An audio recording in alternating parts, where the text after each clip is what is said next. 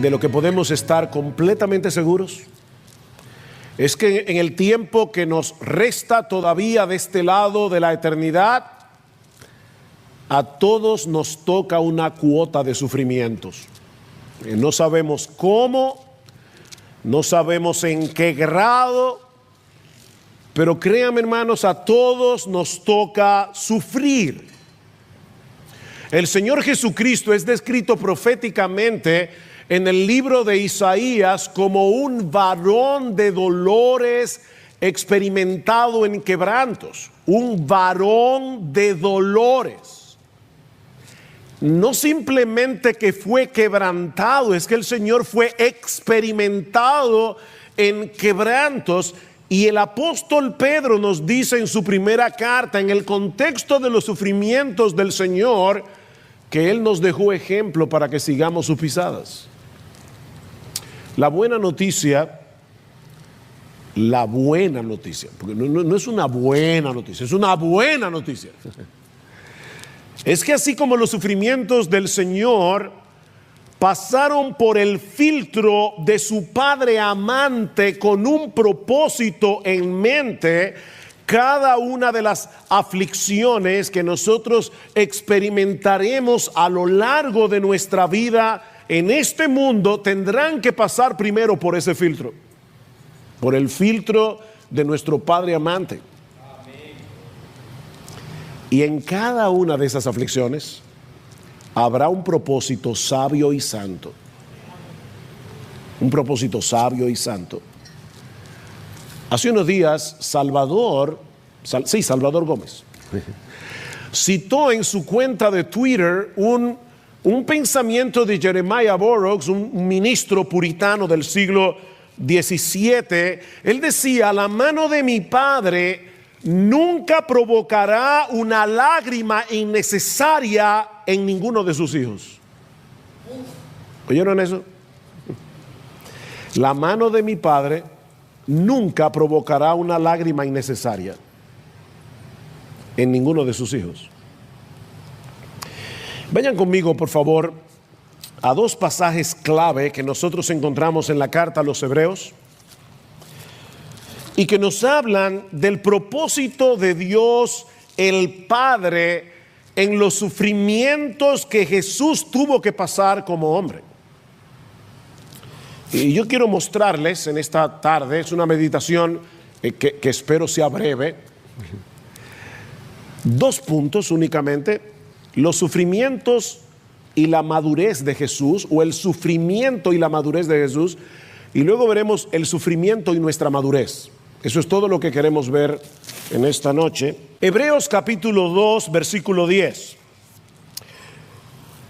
Dice el autor de la carta a los Hebreos: porque convenía que aquel para quien son todas las cosas y por quien son todas las cosas, llevando muchos hijos a la gloria, hiciera perfecto por medio de los padecimientos al autor de la salvación de ellos. ¿Quién es el autor de nuestra salvación? Es Jesús. De manera que el autor de los Hebreos nos está diciendo: convenía que el Padre perfeccionara a Jesús, el autor de nuestra salvación, por medio de las aflicciones. El otro texto se encuentra en Hebreos capítulo 5, versículo 7. Hebreos capítulo 5, versículo 7. Cristo, en los días de su carne, habiendo ofrecido oraciones y súplicas con gran clamor y lágrimas al que podía librarle de la muerte, fue oído a causa de su temor reverente. Y aquí está mi texto: y aunque era hijo, aprendió obediencia por lo que padeció. Cristo aprendió la obediencia por lo que padeció. Versículo 9: y habiendo sido hecho perfecto, y evidentemente en el contexto es por medio de lo que padeció, vino a ser fuente de eterna salvación para todos los que le obedecen. Mis hermanos, en ambos textos no solo se resalta el hecho de que nuestro Señor Jesucristo sufrió mientras estuvo en este mundo, sino que sus sufrimientos jugaron un papel sumamente importante en su crecimiento y en su desarrollo como hombre. En el capítulo 2, versículo 10, dice que Cristo fue perfeccionado por medio de las aflicciones. Y en el capítulo 5, versículo 8, dice que fue debido a lo que padeció que Él aprendió la obediencia. Ahora, ¿significa eso que en algún punto de su vida Jesús no fue perfecto o que en algún punto de su vida Jesús no fue obediente? Por supuesto que no. Cristo siempre fue perfecto. Y Cristo siempre fue obediente. De hecho, la misma carta a los hebreos nos dice eso. Hebreos capítulo 4, versículos 14 al 16. Dice: teniendo pues un gran sumo sacerdote que trascendió los cielos, Jesús, el Hijo de Dios, retengamos nuestra fe, porque no tenemos un sumo sacerdote que no puede compadecerse de nuestras flaquezas, sino uno que fue tentado en todo como nosotros, pero sin pecado. Jesús fue sin pecado. Por tanto, acerquémonos con confianza al trono de la gracia para que recibamos misericordia y hallemos gracia para la ayuda oportuna. Y más adelante, en el capítulo 7, en el versículo 26, escuchen cómo se describe a Jesús como nuestro sumo sacerdote. Porque convenía que tuviéramos tal sumo sacerdote, santo, inocente, inmaculado, apartado de los pecadores y exaltado más allá de los cielos. Mis hermanos, el Señor Jesucristo fue impecable, es decir, Él nunca pecó, nunca ni por un segundo Él desobedeció a su Padre desde la cuna hasta la tumba. Sin embargo, fue por medio del sufrimiento que Dios lo capacitó para llegar a ser el autor de nuestra salvación, y vamos a ver ahora en qué sentido, y para alcanzar plena madurez como hombre. Jesús fue perfeccionado, Jesús alcanzó la plena madurez a través de las aflicciones. Eso es lo que dice en el capítulo 2, versículo 10. Y la palabra perfeccionar que aparece en ese texto conlleva la idea de alcanzar la meta más alta. Esa es la idea de perfeccionar. Para que Cristo llegara a ser nuestro Salvador, mis hermanos, Él tenía que identificarse plenamente con nuestra condición humana. Es a eso que se refiere en el capítulo 4, versículo 15 que leímos hace un momento. No tenemos un sumo sacerdote que no pueda compadecerse de nuestras flaquezas. ¿Saben por qué? Porque nosotros tenemos un sumo sacerdote que fue tentado en todo. Él fue tentado. Alguien dirá: pastor, pero espérese. Es que yo soy tentado de una manera diferente a la de Jesús, porque Él no tenía naturaleza pecaminosa, yo sí. Mis hermanos, ¿la tentación que Jesucristo sufrió en el desierto fue real o no lo fue? ¿Ustedes creen que cuando Jesús tenía 40 días de ayuno y el diablo le dijo: tú tienes el poder, di que esas piedras se conviertan en pan? ¿Ustedes creen que Jesús en ese momento no comenzó a salivar pensando en el pan recién horneado en la casa de María? Alguien decía que probablemente todas las piedras que había en el monte en ese momento a Jesús le parecían una hogaza de pan. No, mis hermanos, esa tentación fue real. No fue como la tuya y la mía, pero fue una tentación real. ¿Ustedes creen que cuando Jesús estaba en el huerto de Getsemaní y todas las fuerzas del infierno descendieron contra Él para que no llegara a la cruz? ¿Ustedes creen que Jesús no sufrió la agonía de la tentación allí? De evadir el sufrimiento. Pero Jesús fue perfeccionado a través de esas aflicciones. Dice un comentarista: el perfecto Hijo de Dios vino a ser para su pueblo un perfecto Salvador, abriendo el camino de ellos hacia Dios, el sendero de la perfección por el que su pueblo debe atravesar. tenía que ser atravesado primero por el precursor.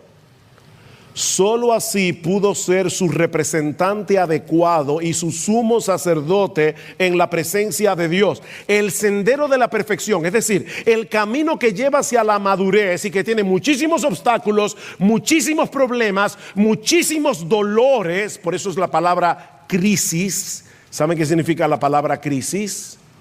Viene del latín, significa crecimiento. No hay crecimiento sin crisis. Para atravesar ese camino, Él tenía que atravesarlo primero como nuestro precursor y así poder ser autor de nuestra salvación. Hay un poema, y lamentablemente cuando uno traduce un poema del inglés al español pierde mucho, pero hay un poema que es uno de mis favoritos, que fue escrito por un pastor escocés en medio de los horrores de la Primera Guerra Mundial. Ese poema se titula Jesús, el Jesús de las cicatrices. Escuchen esta traducción más o menos libre del poema. Señor, si nunca te hemos buscado, te buscamos ahora.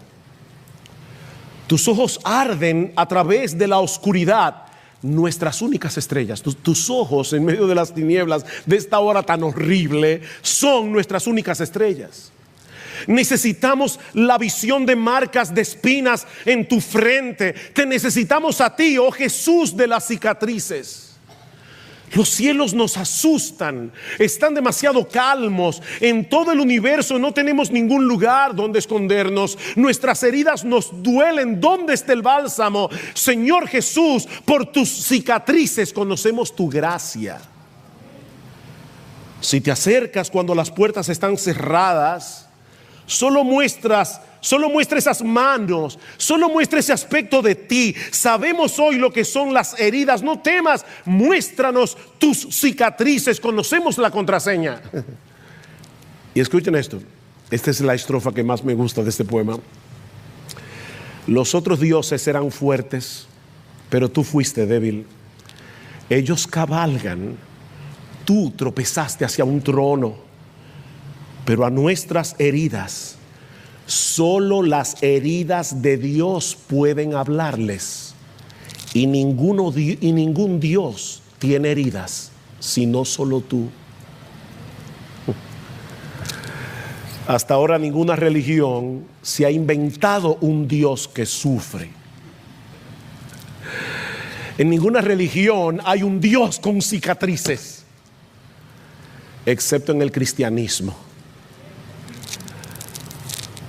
Alguien hace la siguiente paráfrasis de Hebreos 5:8, porque el Señor no solamente fue equipado por el sufrimiento, por decirlo así, para venir a ser nuestro Salvador y nuestro sumo sacerdote, sino también que sus sufrimientos fueron el campo de prueba en el cual su obediencia adquirió plena madurez. Por eso dice que Él aprendió la obediencia. No fue que Cristo pasó de la desobediencia a la obediencia. No, porque Él nunca fue desobediente.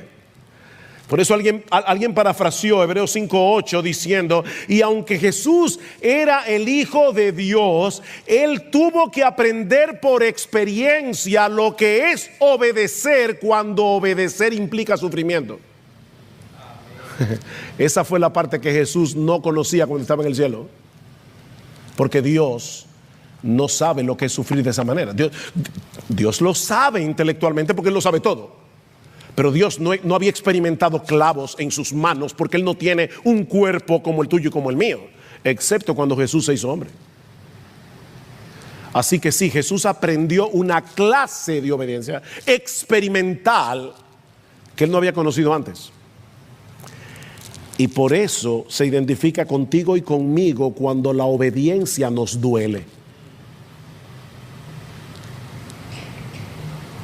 Ahora, mis hermanos, si el impecable Hijo de Dios tuvo que atravesar por el sufrimiento para alcanzar plena madurez, ¿cuánto más nosotros que estamos llenos de pecados y de imperfecciones? Y eso nos lleva a nuestro segundo encabezado. Yo le dije que era breve, una meditación. Ya vimos el sufrimiento y la madurez de Jesús. Jesús maduró a través del sufrimiento. Veamos ahora en segundo lugar el sufrimiento y nuestra madurez. Es imposible avanzar hacia la meta para la cual fuimos escogidos y salvados sin pasar primero por la escuela del sufrimiento. Vayan conmigo a Romanos capítulo 5. Romanos capítulo 5, versículos 3 al 5. Dice el apóstol Pablo, y no solo esto, sino que también nos gloriamos en las tribulaciones.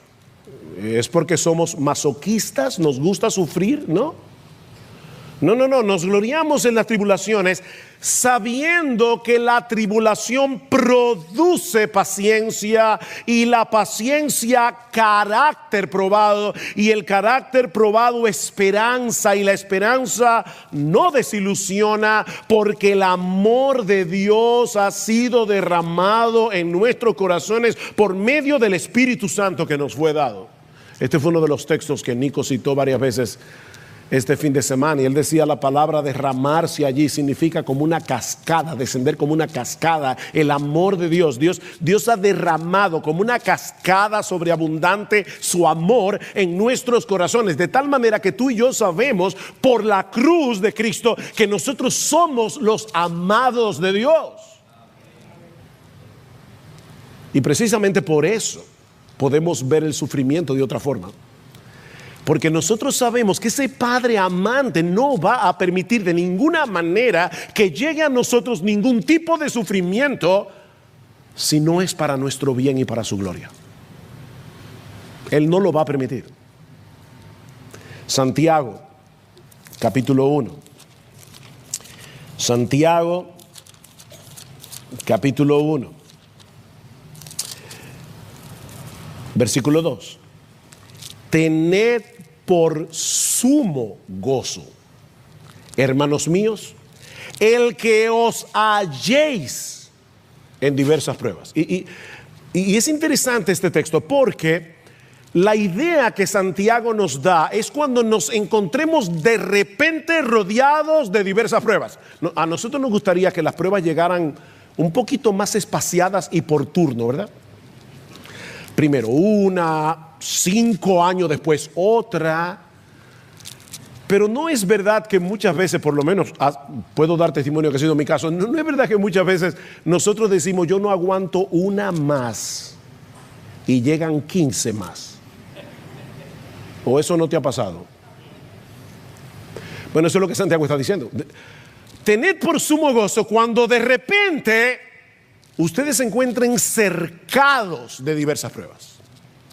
Y otra vez, ¿y cómo tú quieres que yo tenga por sumo gozo eso? Sabiendo que la prueba de vuestra fe produce paciencia. ¿Ven la misma idea de Romanos? Y que la paciencia tenga su perfecto resultado para que seáis perfectos, maduros y completos sin que os falte nada. Sin que os falte nada. Pablo dice en 2 Corintios capítulo 4 versículo 16 que nosotros no desfallecemos cuando estamos en medio de la aflicción. Antes bien, aunque nuestro hombre exterior va decayendo, sin embargo, nuestro hombre interior se renueva de día en día, pues esta aflicción leve y pasajera nos produce un eterno peso de gloria que sobrepasa toda comparación. Mi hermano, yo creo que ese texto nos permite pensar que probablemente el eterno peso de gloria será comparable con los sufrimientos que nosotros hemos tenido que pasar aquí. Probablemente. Al no poner nuestra vista en las cosas que se ven, sino en las que no se ven, porque las cosas que se ven son temporales, pero las que no se ven son eternas. Hay 3 figuras que la Biblia usa para ilustrar esta realidad. La realidad de que nosotros no podemos crecer sin sufrimiento. El padre que disciplina, ¿recuerdan en Hebreos capítulo 12? ¿Qué padre hay que no disciplina a su hijo que ama? Bueno, hermanos, pues nuestro Padre Celestial nos disciplina y no antojadizamente. A veces nosotros como padres, nuestros hijos merecen una disciplina, pero nos da una pena. Y no lo hacemos con toda la constancia, con toda la consistencia que debemos. Bueno, Dios es consistente con su disciplina, porque Él nos va a disciplinar hasta que disfrutemos de su santidad. Así que Dios no es un viejito de barba blanca que está en el cielo malcriando a sus hijos. No, Dios no malcría a nadie. Él nos disciplina porque nos ama. La otra figura que aparece en la Biblia es la del orfebre que refina la plata. Dice en Isaías capítulo 48 versículo 10: he aquí te he purificado y no como a plata, te he escogido en horno de aflicción. Nosotros creemos en la doctrina de la elección. Fuimos escogidos por Dios desde antes de la fundación del mundo. Bueno, hermano, déjame decirte algo. Esa elección divina trae en el paquete un horno de aflicción. ¿Por qué? Bueno, porque ahí es donde Dios quema la escoria que hay todavía en nosotros. Recuerden, la meta de Dios es hacernos igualitos a Jesús. Y tanto en ti como en mí hay muchas cosas que no se parecen a Jesús. ¿Qué hace Dios? Meternos en el horno para quemar todas esas cosas. Hay un texto en Jeremías que es impresionante en ese sentido. Hace muchos años un pastor vino a nuestra iglesia y predicó de ese texto y me impactó tanto que todavía yo creo, de hecho, y cuando lo cite ahora, yo estoy seguro que los hermanos que estaban allí esa noche en la México con Tiradentes se van a acordar de eso.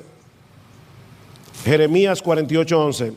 Reposado ha estado Moab desde su juventud, ha estado tranquilo sobre su sedimento, no ha sido vaciado de vasija en vasija, ni ha ido al destierro. Por eso retiene su sabor y su aroma no ha cambiado. ¿De qué está hablando el profeta aquí? Bueno, en aquellos días se hacía el vino, se ponía en una vasija y se dejaba reposar. El sedimento bajaba y entonces había que tomar delicadamente la vasija de vino y vaciarla en otra vasija, dejando el sedimento atrás. Y luego volvía de nuevo a hacer el mismo proceso porque todavía quedaba sedimento que dañaba el vino.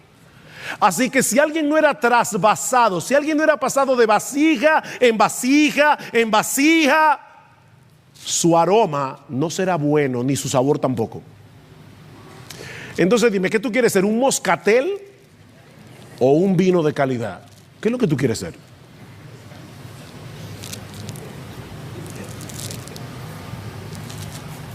Uno se siente muy tranquilo en su zona de seguridad, ¿verdad?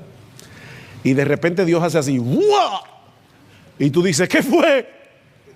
Me quitaron el piso de abajo. Sí, es que Dios te está cambiando de vasija. Y si no lo hiciera, tú serías toda la vida un moscatel caballo blanco. No un cabernet. No. Bueno, yo no sé de vino, así que no voy a ponerme a inventar, pero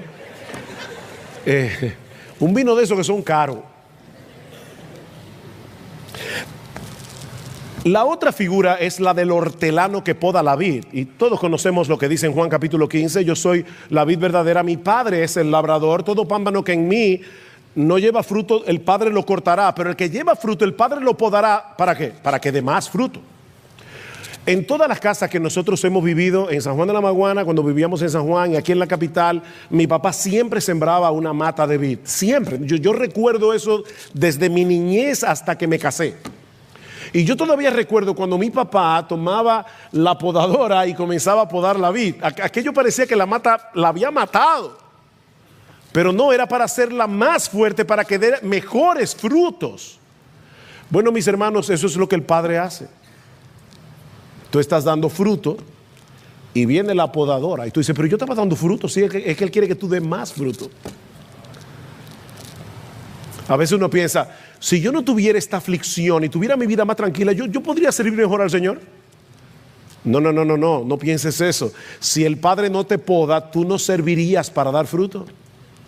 Dice un comentarista, la productividad de las ramas no solo depende de que permanezcan en la vid, sino de que sean podadas por el viñador. La poda es un procedimiento drástico que con frecuencia parece cruel, porque recorta mucho la planta hasta que queda prácticamente desnuda, pero cuando llegan otra vez la primavera y el verano hay mucho fruto, por causa de la poda. Ahora, debo aclarar que eso no quiere decir que el sufrimiento en sí mismo produzca crecimiento en el cristiano. No, muchas veces el cristiano se aplasta en medio del sufrimiento. No es el sufrimiento lo que produce el crecimiento, es la manera como tú reaccionas al sufrimiento. Es la forma como tú reaccionas al sufrimiento. Alguien dijo una vez, no es el sufrimiento lo que hace que una persona crezca, pero no se crece sin sufrimiento. Si queremos crecer, inevitablemente tendremos que pasar por la escuela del sufrimiento. Sin ella no podemos alcanzar ese eterno peso de gloria del que habla Pablo en 2 Corintios 4. Margaret Clarkson fue una autora de himnos que también escribió un libro titulado Destinados para la Gloria. Esta mujer tuvo una vida muy sufrida, lo que la llevó a experimentar mucha ira y desesperación en un momento de su vida, hasta que ella llegó a entender la doctrina de la soberanía de Dios y a saber, y ahora la cito a ella, que Dios manifiesta su soberanía sobre el mal valiéndose del sufrimiento que es inherente al mal para contribuir al cumplimiento de su propósito eterno. Dios se vale del sufrimiento que es inherente al mal para cumplir sus propósitos. Por eso ella decía que el único verdadero alquimista es Dios. ¿Saben lo que es un alquimista? En la Edad Media había personas que estaban siempre buscando a alguien que pudiera convertir cualquier cosa en oro. Bueno, Dios es el verdadero alquimista.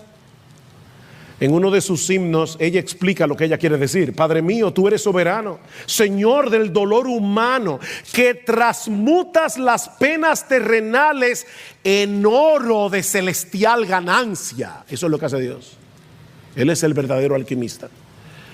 Anulando todo el mal como nadie sino el vencedor puede, tu amor persigue su propósito, el eterno bien de nuestras almas. Tu amor persigue su propósito. Y ese propósito es el eterno bien de nuestras almas. El problema es, mis hermanos amados, que nosotros quisiéramos que Dios dejara su trabajo por la mitad, ¿verdad? Ay, no me quieras tanto. No me quieras tanto, déjame así. Es como, imagínense un pintor que está pintando un canvas que tiene vida y él, como dice Lewis, él quiere pintar su obra maestra y constantemente el pintor está pintando y volviendo a raspar el cuadro para volver a pintar y tú dices, ay, yo prefiero ser un garabato. Pero resulta que Dios quiere hacer una obra maestra y Él no va a cesar en su empeño porque te ama demasiado.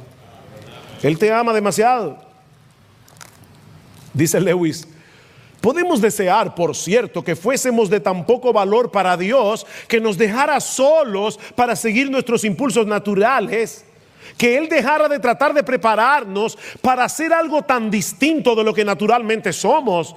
Pero en tal caso estaríamos pidiendo no más amor, sino menos. ¿Oíste eso? Cuando tú le dices a Dios, para,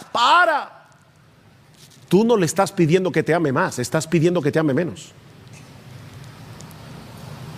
Pedir que el amor de Dios se conforme con nosotros tal cual somos es pedirle a Dios que deje de ser Dios.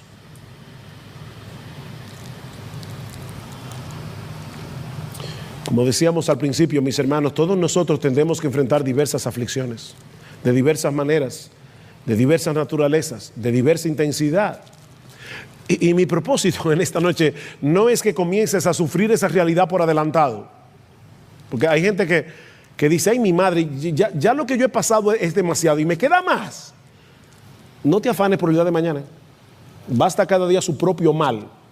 No te afanes. Mi propósito esta noche no es asustarte. Mi propósito en esta noche no es que tú ahora no duermas pensando en los sufrimientos que vienen. No deja que lleguen. No deja que lleguen. Enfréntalo de ahora. Mi propósito es equiparlos, mis hermanos, para que cuando llegue el sufrimiento podamos ver la mano sabia y amante de Dios detrás de ellos. Ese es mi propósito. El dolor duele. El dolor duele. Dios no pretende que sea de otro modo. Pero no es lo mismo sufrir con el sentido de frustración que produce el sentirse abandonado por Dios en medio del sufrimiento, que no parece tener ningún propósito, que saber que Dios está haciendo en nosotros una obra de incalculable valor por medio del sufrimiento. Y esa obra es hacernos iguales a Jesús. Oh, pidamos a Dios que aumente de tal manera nuestro deseo de ser como Jesús, que estemos dispuestos a pagar el precio. Que estemos dispuestos incluso a tener que pasar por la escuela del sufrimiento. Porque, óyeme, vas a pasar por la escuela como quiera. Pero la forma como tú reacciones al sufrimiento es lo que va a hacer la diferencia entre una vida amargada y una vida gozosa en Cristo a pesar del sufrimiento.